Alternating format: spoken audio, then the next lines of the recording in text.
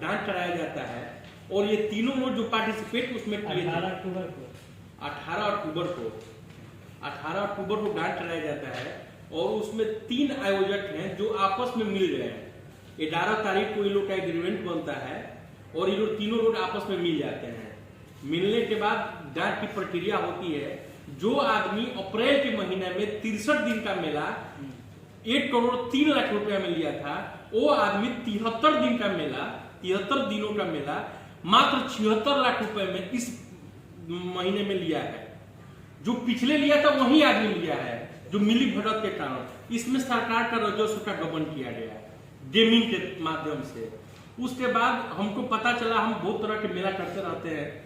हमारा अभी मेला कटिहार चल रहा है, बहुत जगह जगह पर हमारे मेला चल रहा है। सिटी भी चल रहा है, सिटी तो मेरा चला ही, तो मेला चल रहा है। तो मेला चलने के बाद हमको पता चला एक झूला वाला के माध्यम से कि गांधी मैदान में डिज्नीलैंड मेला के लिए राजेश चंद्रा को दे दिया गया, जो बंगाल के रहने वाले हैं।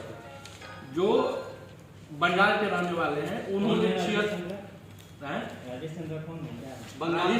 राजेश चंद्रा बंगाल के रहने वाले हैं, जो मेला लगाते हैं। वो पिछले बार अप्रैल के महीने में गांधी मैदान में डिज्नीलैंड मेला का आयोजन किया था। और वही आदमी जो 1 करोड़ 3 लाख में लिया था, वही आदमी 76 लाख रुपए में पूरा सेटिंग करके ले लिया। जब इस बात की हमको जानकारी हुई तो हम एक लेटर के माध्यम से सरकार को ये कहा कि सर इसमें गेमिंग हुई है। और इसमें बहुत बड़ा डिफॉल्ट ये है कि जो राजेश चंद्रा है, जिसका कैरेक्टर सर्टिफिकेट अप्रैल महीना में जो लगाया गया है, जो 3 जैसे 8/3/2018 मान लीजिए, तो 3 के जगह पर 8 बना दिया गया है और उसको टेक्निकल में क्वालिफाई कर दिया गया है। ये छोटे अधिकारियों के द्वारा गेमिंग के माध्यम से हुआ है। जो अप्रैल के महीने में जिस कैरेक्टर पर उसको टेंडर दिया जाता है, उसी कैरेक्टर पर अभी के महीने में हाथ से टेम्परिंग किया हुआ कैरेक्टर लगा के और उसको टेक्निकल क्वालिफाई किया जाता है और उस 76 लाख रुपए में अपना मेला ले लेता है। मेरे द्वारा कहा जाता है कि हम सरकार को 1 करोड़ 30 लाख रुपए देंगे और हमको डिज्नीलैंड मेला आयोजन के लिए दिया जाए। उसके बाद विभाग के द्वारा 3 तारीख को एक लेटर इशू होता है कि आप 24 घंटा के अंदर, यानी शनिवार था, शनिवार को 9 बजे रात में हमको एक आदेश आता है कि आप 5 बजे तक, यानी 6 तारीख तक 5 बजे तक आप 1 करोड़ 30 लाख रुपए जमा कीजिए। मेरे द्वारा समय अवधि में ही सरकार को 1 करोड़ 30 लाख रुपए दे दिया गया है। 1 करोड़ 30 लाख देने के बाद जब हम ऑफिस में जाते हैं, इस लेटर में ये भी नहीं कहा गया कि मैं आपको दूंगा कि नहीं दूंगा। जब हम सुबह जाते हैं तो 1 करोड़ 30 लाख रुपए जमा करने के बाद कि हमको अब आदेश दिया जाए, तो वहां पे बोला जाता है कि फिर मैं डांट कराऊंगा। आप पेपर पढ़िए, आप ऑफिस मत आइए, आप पेपर पढ़िए वहां के जो छोटे अधिकारी हैं उनके द्वारा। उसके बाद जब हम पेपर में आज देखते हैं तो आज आता है उस पेपर में कि 14 तारीख को डाक की प्रक्रिया की जाएगी, 13 तारीख को समय अवधि में आप लोग अपना डॉक्यूमेंट जमा कीजिए। एक तरफ मेरा 1 करोड़ 30 लाख जमा कराया जाता है, दूसरे तरफ जिसका कैरेक्टर खराब है उसको भी उच्चतम राशि के अनुसार 76 लाख उसका भी जमा कराया गया। इससे स्पष्ट हो रहा है कि मेरे साथ धोखाधड़ी हो रहा है। और 14/11 को दिया गया है। 14 तारीख को डाक होगा, 13 तारीख को नया कार्ड जमा कीजिए जिन लोगों को पार्टिसिपेट करना है। और ये अब की बार ये न्यूज़पेपर में दिया गया।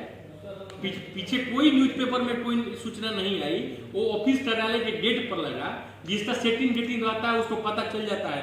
वहाँ के कुछ अधिकारी हैं जो सबको फोन करते हैं कि सर आज आ गया है डेट, आप डालिए, आज आ गया है डेट, सब डालिए। मेरा कोई सेटिंग नहीं था ऑफिस में, इसलिए हमको पता नहीं चला, तो मैं उसमें पार्टिसिपेट नहीं किया। तो सरकार को हमने कहा कि 1 करोड़ 30 लाख हम देंगे, वो तो 76 लाख दे रहा है, डायरेक्ट दोबरी पैसा हम दे रहे हैं। हमने दिया और देने के बाद हमारा पैसा पर कोई विचार नहीं किया गया और बोला जाता है कि अब डांट किया जाएगा। तो इधर उसको निरस्त भी नहीं किया जाता है, हमको दिया भी नहीं जाता है। दोनों लोगों को पैसा रखते हुए फिर नया टेंडर कराया जाता है। और उधर गांधी मैदान में जो 76 लाख जमा किया वो काम भी करा रहा है, अपना माल डंपिंग करा रहा है, उसमें बिना एनओसी का, बिना कोई कागजात। आज तक गांधी मैदान में जब 700 रुपए में गांधी मैदान पूरा मेला होता था, तब से ये मेला लगा रहे हैं। 700 रुपए में पूरा गांधी मैदान लगता था मेला। और तब से ये मेला का आयोजन कर, आज तक बिना एनओसी का और बिना आदेश का कोई गांधी मैदान में कार्य नहीं हुआ है। और अब की बार छोटे अधिकारियों के मिली भगत से गांधी मैदान में कार्य हो रहा है। इससे स्पष्ट है कि छोटी अधिकारियों के मिली भगत से सरकार का राजस्व का गबन किया जा रहा है और बाहर के पार्टी को इसमें फायदा पहुंचाया जा रहा है। इसको लेकर आपको कमिश्नर से बात इससे लेकर कमिश्नर साहब से बात हुई और कमिश्नर साहब ने ये कहा कि हम उसका कैरेक्टर सर्टिफिकेट पर कार्रवाई कर रहे हैं। और यही बात करते हुए वो राजेश चंद्रा के जो कैरेक्टर में टेम्परिंग किया गया है और उसको ब्लैक लिस्टेड कार्रवाई करेंगे, ब्लैक लिस्टेड करने की कार्रवाई करेंगे, आयुक्त सर के द्वारा कहा गया है।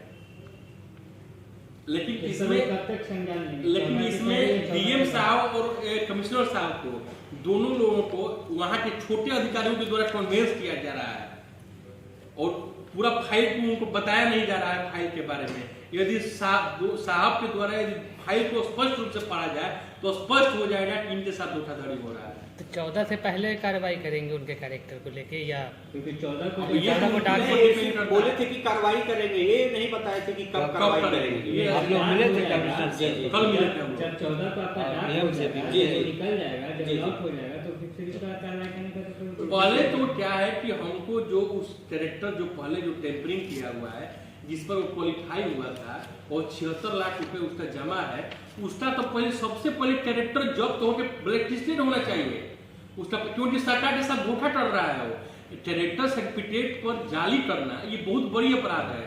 कोई भी टेंडर या कोई भी कहीं भी आप जाइएगा जो ठेकेदारी करता है उसमें कैरेक्टर मस्ट होता है, वो बहुत बड़ा टेम्परिंग है।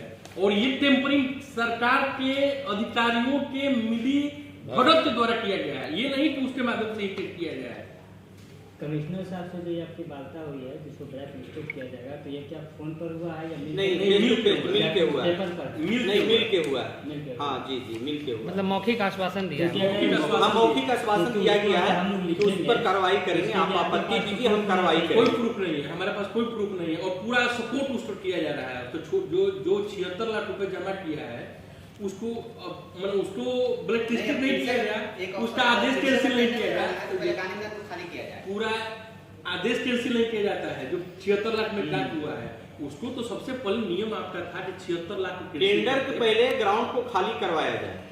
टेंडर के पहले बिना एनओसी या बिना परमिशन के सब वहाँ माल गिरा रहा है। सबसे बड़ी बात है सर, आप उसको सबसे बड़ी बात है कि 76 लाख को निरस्त नहीं किया जाता है जो पहले डांट हुई थी और फिर नया टेंडर निकाला जाता है। ये कौन प्रावधान है? आज तक आप लोग जानते होंगे कि पहले कोई भी टेंडर को कैंसिल किया जाता है और उसके बाद न्यू टेंडर किया जाता है। तो हमसे भी 1 करोड़ 30 लाख इधर जमा करा लिए, उससे भी 76 लाख जमा करा लिए और उसके बाद अब कह रहे हैं नया तरीका से टेंडर होगा। ये क्या प्रावधान? 14 से पहले क्या स्पष्ट होता है? क्या डिमांड है 14 से पहले? क्या क्या आप लोग चाहते हैं? 14 से पहले हमारा यही डिमांड है कि हमको 1 करोड़ 30 लाख रुपया में दिया जाए गांधी मैदान को लगाने के लिए, और उसको जो सरकार के साथ धोखाधड़ी कर रहा है, जिसका कैरेक्टर में टेम्परिंग है, उसको ब्लैक लिस्टेड करते हुए उसका पैसा को जब्त किया जाए। गांधी मैदान में जो तैयारी चल रही है, अगर आपको वहां से नहीं मिलता तो आगे क्या? आगे के लिए हमारे पास न्यायालय पर भरोसा है, उच्चतम न्यायालय पर, और हम लोग हाईकोर्ट उच्च न्यायालय में इसकी याचिका आज फाइल कर दिए हैं और न्यायालय पर भरोसा है, याचिका फाइल कर दिए हैं। शाम तक हमको उस याचिका का आवेदन आपको मिल जाएगा, फाइल कर दिए हैं। हम लोग न्यायालय को पूर्ण रूप से भरोसा है कि हमको इंसाफ मिलेगा। राजेश पेपर जो है ना शाम तक होगा संभव तो भेज, उसी आधार पर आपका नोटिस हम भिजवाते हैं, देखते हैं।